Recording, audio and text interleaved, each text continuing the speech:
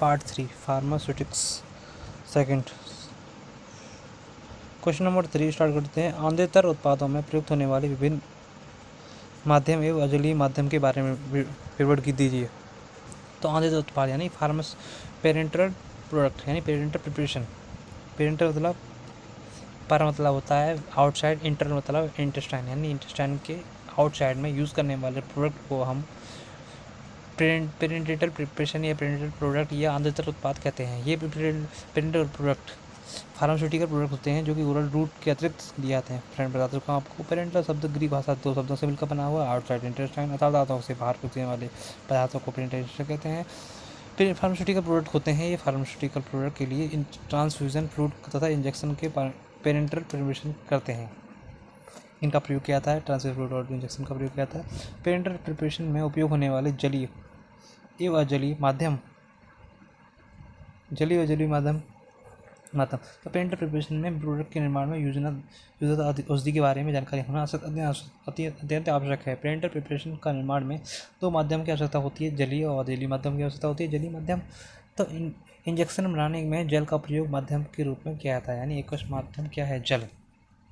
क्योंकि इससे क्या बनाने, जल से हम इंजेक्शन बनाएंगे किया जाता है, क्योंकि जल शरीर द्वारा आसानी से सहन नहीं होता है। इस जली के माध्यम से निम्न बातें हैं। जलीय माध्यम में इंजेक्शन के लिए उपयोग करते हैं। ये जो जल उपयोग किया जाता है उसको CO2 से मुक्त होना चाहिए, धुलित वायु से मुक्त होना चाहिए, डिजॉल्व एयर से मुक्त होना चाहिए, और ग्लिसरीन अथवा पॉलीथिलीन ग्लाइकोल जल में विलय है। आगे बढ़ते हैं। इंजेक्शन का जल स्टेराइल वाटर होना चाहिए। इंजेक्शन वाटर अथवा स्टेराइल वाटर वोलेटाइल और नॉन वोलेटाइल से मुक्त होना चाहिए। स्टेराइल वाटर पायरोजन से मुक्त होना चाहिए। वाटर पायरोजन के प्रदूषित होगा तो रोगी के शरीर का टेम्परेचर इंक्रीज हो जाएगा, यानी अधिक हो जाएगा। वाटर की स्टेरिलिटी चेक करने के लिए पायरोजन को जांच के लिए पायरोजन टेस्ट भी उपलब्ध हैं। नॉन एक्वस व्हीकल यानी अजलीय माध्यम। इस माध्यम में ऑयल तथा एल्कोहल पेरेंटल प्रिपरेशन के लिए उपयोग किया जाता है। ऑयल टाइप में आपका organic oil, cotton seed oil, alcohol oil, सीसेन ऑयल आदि ऑयल आते हैं, प्रयोग किए जाते हैं। ऑयल माध्यम तथा एल्कोहल माध्यम का प्रयोग तब किया जाता है तब औषधि जलीय माध्यम अवरुद्ध हो रही हो अथवा औषधि तेल में अवरुद्ध हो। आर्चेस ऑयल व्हीकल, इसमें डर्म कार्बल इंजेक्शन यूज करते हैं। एल्कोहल इंजेक्शन में हाइड्रोकार्बन इंजेक्शन करते हैं। एल्कोहल माध्यम में एल्कोहल का 50% लगभग उपयोग किया जाता है। ये व्यस्त खुराक से छोटे बच्चे की खुराकों का गणना कीजिए। तो इसमें रूल दे रखे हैं। 4 रूल होते हैं। Young's rule, darling rule, Fried rule, चक्लर रूल। भाई फ्रेंड सुन लीजिए आप अपनी। चाइल्ड डोज मतलब यंग रूल में क्या होगा? यंग रूल में भाई आपके यंग बच्चे होते हैं 12 साल की कम आयु के, यानी 12 साल। तो फॉर्मूला यूज करना है। Child dose equal to age in year, यानी बच्चे की एज इन ईयर बतानी है। यानी इसका 2000 से तो अब तक 2020 चल रही है, तो आपको 20 साल का बच्चा हो चुका है। एज इन ईयर 20 साल अपन एज 20 साल प्लस 12 इंटू एडल्ट डोज। सुन लीजिए फॉर्मूला ऐसे। डिलिंग रूल भाई, डिलिंग करने वाली डिलिंग रूल। ये डिलिंग रूल कौन होते हैं? डिलिंग करने वाले मतलब 20-21 साल वाले बच्चे होते हैं। चलो child dose is equal to age in year upon 20, यानी 20 साल के बच्चे होंगे वो, into adult dose. Fried rule में भाई बच्चे फ्राइड हो चुके हैं, यानी कि 1-2 साल बड़े हो चुके हैं, 2 साल बड़े हो चुके मानते हैं। इसमें 2 साल के बच्चे की खुराक बनाई जाती है। Child dose is equal to age in month, भाई क्योंकि 2 साल का होगा तो 2 साल की मानते हैं। 3 साल का मानते हैं। 2 साल 3 साल तो 1 महीने में 30 दिन, 3 या 9, 3 चौक 12, 5 साल हो गया। इसमें 2 साल के 150 दिन तो यूज़ किया जाता है। Adult dose into adult. Colour group में तो कलर ज़्यादा बनते हैं। चपरासी बनते हैं, मतलब कि ऑर्डर देते हैं। ऑर्डर देने वाले कौन होते हैं?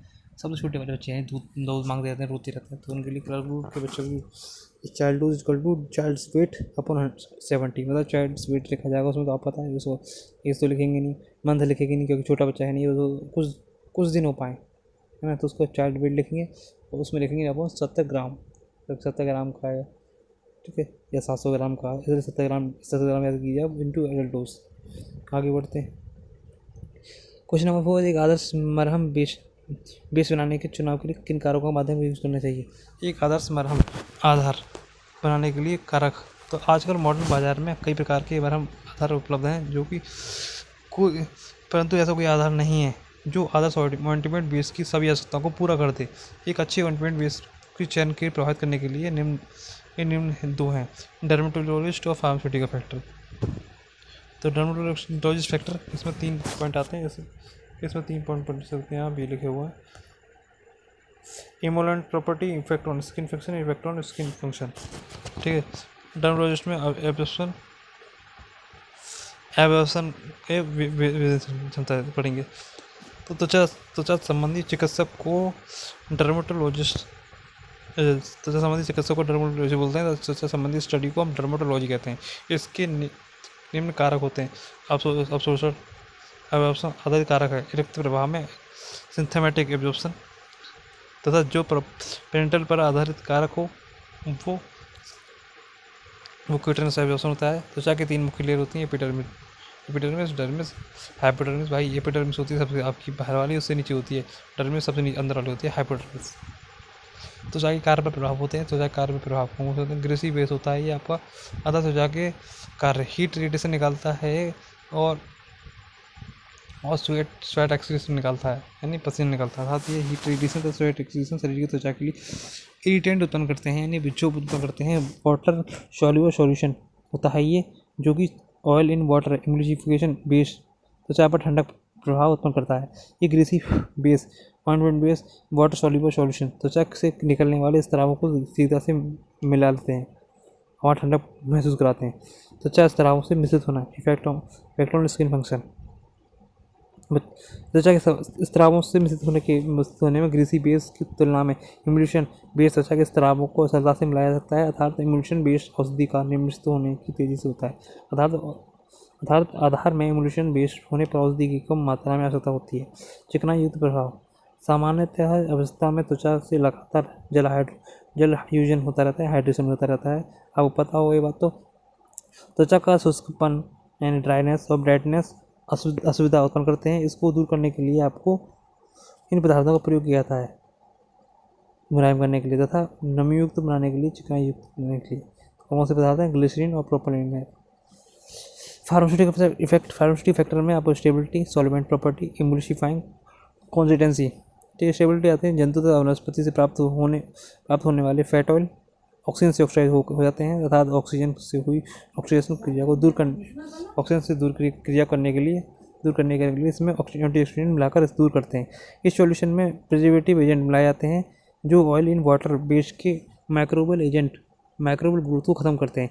सॉल्वेंट प्रॉपर्टी अधिकांश औषधि जिन्हें हम मरहम बनाने में प्रयोग करते हैं, वो औषधियाँ ऑइंटमेंट बेस में अग्लुषित होती हैं। इसलिए घुलनशील बनाने के लिए औषधि का चूट रूप होना जरूरी है। फिनॉल ठोस नंबर आता है, कौन सा होता है? फिनॉल ठोस रूप में होता है, तो क्षारीय होता है ये। यदि फिनॉल ऑइंटमेंट बेस में खाएंगे तो उसमें ब्लिस्टर उत्पन्न हो जाएंगे, यानी फफोले उत्पन्न हो जाएंगे।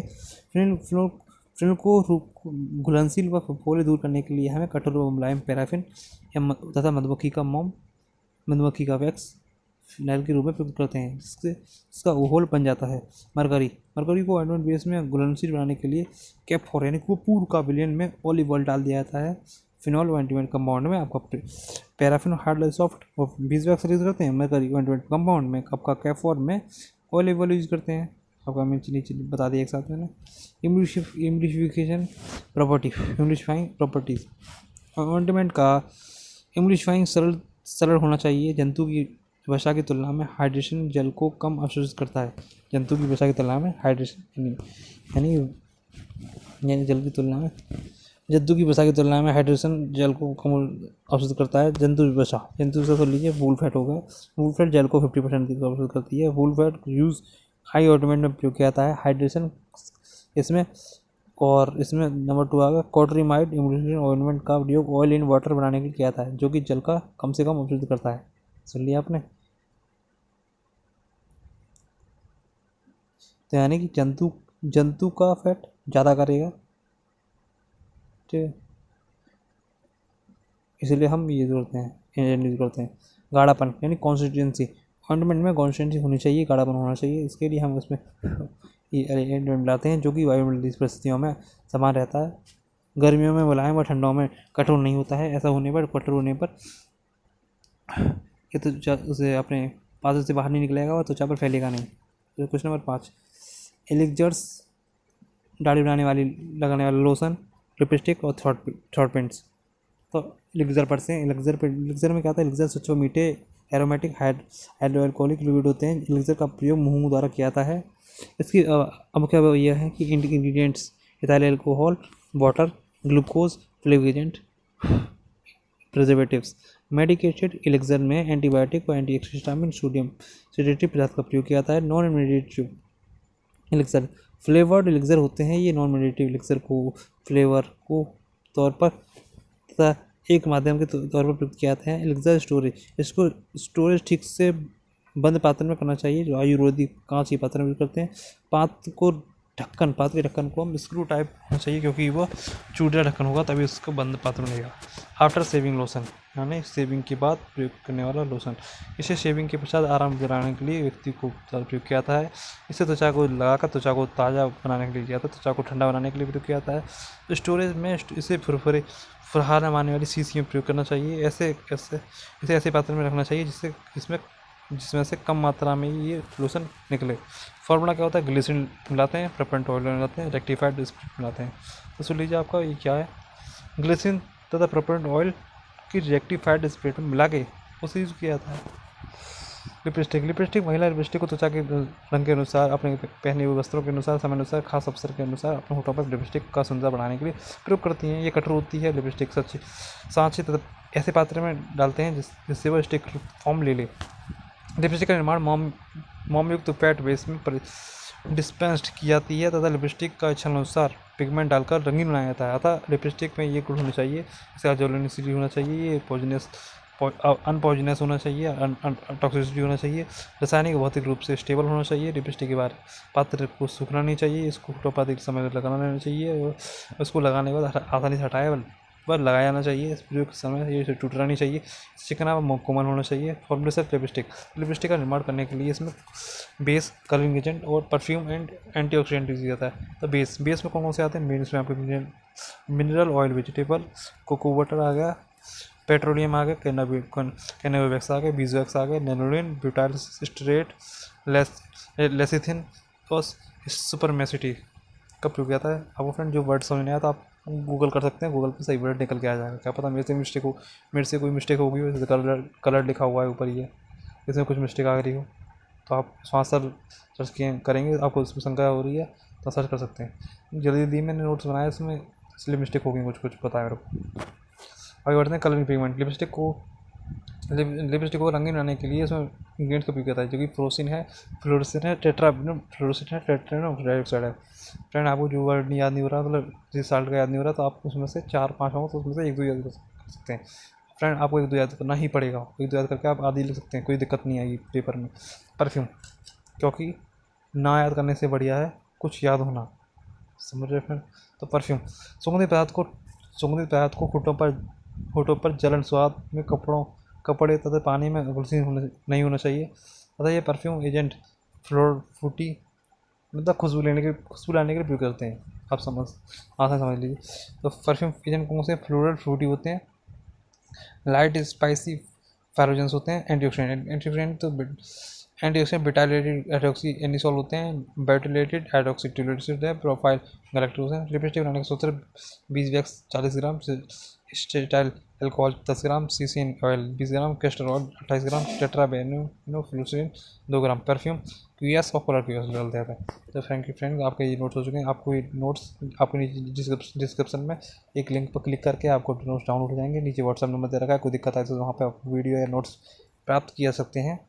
Thank you friends.